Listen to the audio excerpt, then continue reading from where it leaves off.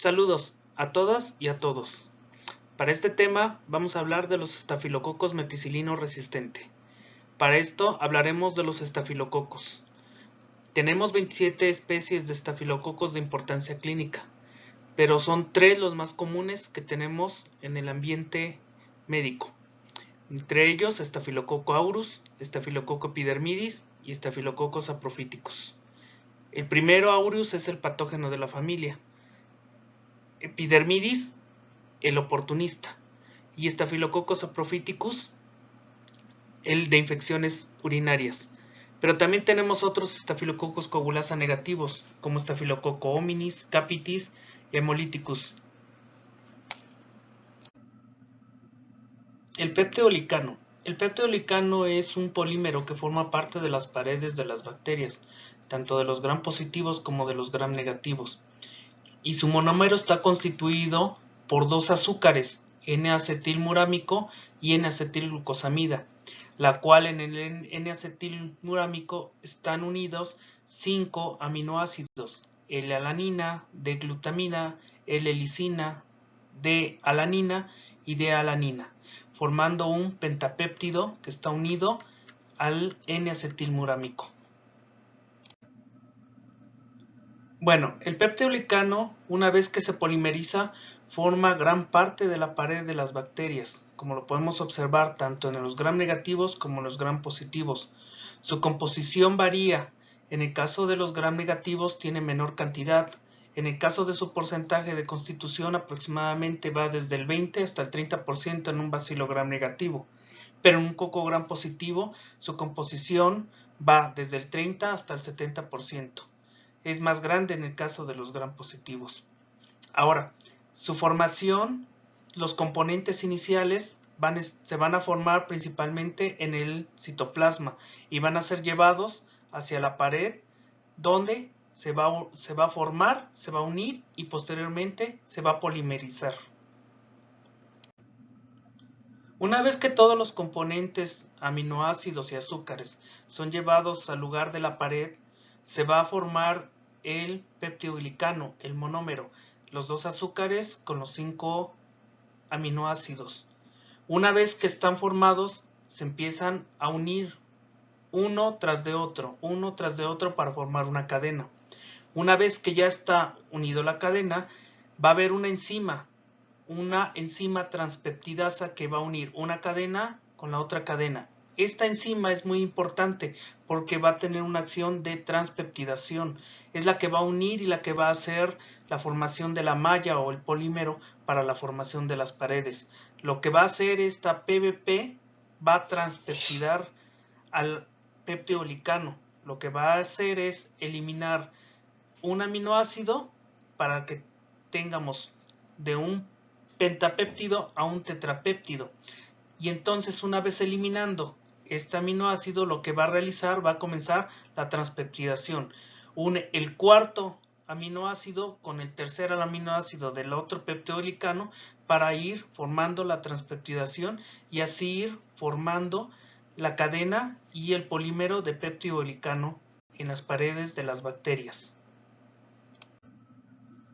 Y es así que una vez que las PBPs o las proteínas de unión a penicilina empiezan a transpeptidar al peptidolicano, forman la pared de las bacterias. Como lo podemos observar tanto en los gram negativos como en los gram positivos, está formada la pared en gran cantidad por el peptidolicano. Pero el peptidolicano, lo que tenemos que checar o ver acá es que el peptidolicano va a irse renovando y va a irse creando como si fuese un ejemplo, como si fuera nuestra piel. Va a ir formándose peptidolicano nuevo desde el interior y el viejo se va a ir eliminando por enzimas que lo van a ir degradando para que dejen libre al peptidolicano nuevo. Y así tengamos una producción constante de peptidolicano para que la bacteria esté protegida. Ahora vamos a recordar un poco de los beta-lactámicos. Ya sabemos que los beta-lactámicos son las penicilinas, cefalosporinas, monobactámicos, carbapenémicos. y estos tienen en común algo importante, que tienen el anillo beta-lactámico. Y también sabemos que existen los inhibidores de beta-lactamasas, que también tienen un anillo beta-lactámico, pero que no tienen actividad biológica. Ahora, si estos inhibidores de beta-lactamasas no tienen actividad biológica, ¿para qué funcionan? Pues bueno, ellos son bloqueadores de beta-lactamasas. Estos se van a encargar de inactivar beta-lactamasas y que son muy importantes en el tratamiento de los antibióticos. Ahora vamos a ver cómo funcionan las penicilinas. En general, hablando por penicilinas, hablamos de las cefalosporinas, de los carbapenémicos y de las mismas penicilinas. Vamos a recordar un poco en general cómo es que funciona y cómo se transpeptida el peptodelicano. Pues bueno, aquí en general tenemos aquí los componentes que van a ser llevados del citoplasma a la pared, donde se arma la molécula y con ayuda de la PBP lo que se va a hacer es, se va a transpeptidar el peptodelicano para formar las paredes, ya sea de los gram negativos y de los gram positivos. Para poder entender bien el mecanismo de acción de las penicilinas tenemos que entender dos tiempos. En el caso tenemos que entender que una vez que el peptidolicano se forma y forma parte de la pared de las bacterias, tiene que ser renovado. Y para esta acción hay que renovar el peptidolicano viejo, la parte exterior, con autolisinas, para que deje espacio al peptidoglicano nuevo que se va formando del interior hacia el exterior de la bacteria. Ese sería el primer tiempo que hay que entender. El segundo tiempo es el mecanismo de acción de las penicilinas. Como ya lo sabemos, el anillo beta-lactámico es el responsable, o en este caso, el sitio activo de la molécula, la cual, una vez que la penicilina entra dentro de la bacteria y principalmente en la pared de las bacterias, lo que va a hacer es, va a buscar o se va a encontrar con la PPP. Como ya lo sabemos, esta es la que va a transpeptidar al peptodelicano. Pero cuando se une la penicilina con la PPP, lo va a hacer de manera covalente. Es decir, que va a ser una unión irrompible. Y entonces, por lo tanto, la PPP va a quedar inactiva. ¿Qué va a pasar si la PPP queda inactiva? Pues entonces no va a haber molécula que transpeptida el peptodelicano. Y si no se transpeptida el peptodelicano, pues no va a haber formación de pared. Y si no hay formación de pared, entonces pues va a empezar a haber destrucción de la pared normalmente por las autolisinas.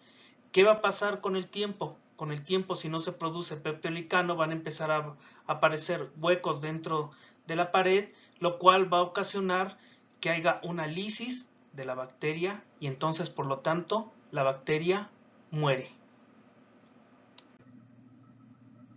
Resistencia a la meticilina. Pues ya vimos cómo funcionan las penicilinas, que su objetivo principal es las PBPs o las proteínas de una penicilina. Pero ¿qué pasa cuando un estafilococo quiere defenderse de este tipo de antibióticos? Pues lo que hace es activar un gen que se llama, en este caso, el gen MECA, que puede estar ya sea en una isla genética o obtenerla dentro de un plásmido por otras bacterias. Este gen MECA lo que va a hacer es producir una PPP mutada, una PPP diferente a la que se obtiene para la transpeptidación del peptidodelicano. Este gen MECA2 va a dar origen a una PPP mutada, diferente a la PPP normal. En el caso, la PPP mutada se llamará PPP2A y la PPP normal PPP2.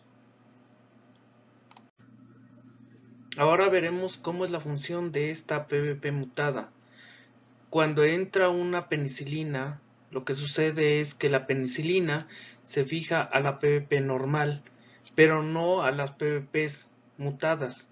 Y lo que sucede es que se sigue produciendo, transpeptidando el peptidodelicano, con lo cual se sigue formando la pared y la bacteria sigue viviendo.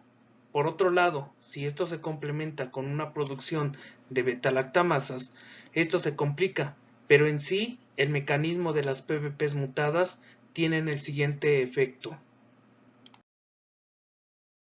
Como las PBPs normales están inactivadas por la penicilina, pero no así las PBPs mutadas, entonces por lo tanto, no importa si entra una penicilina, una cefalosporina de primera, segunda, tercera o cuarta generación, el efecto es el siguiente. Normalmente es resistente, un estafilococo meticilino resistente es resistente a todas las penicilinas. Pruebas en el laboratorio. Para esto utilizamos el antibiograma de toda la vida, utilizando discos de cefoxitina para confirmar la presencia de la resistencia a la meticilina, o utilizando un equipo y sus pruebas, que ya vienen incorporadas las pruebas de resistencia a la meticilina, o bien, si se dispone de recursos, directamente se busca el gen MECA con una prueba de PCR. Entonces, ¿cómo entender la resistencia a la meticilina? Pues bueno, se entiende que una bacteria que tiene resistencia a la meticilina es resistente a todas las penicilinas, cefalosporinas y carbapenémicos. Y bueno, así es como terminamos este capítulo y nos vemos en el siguiente. Gracias.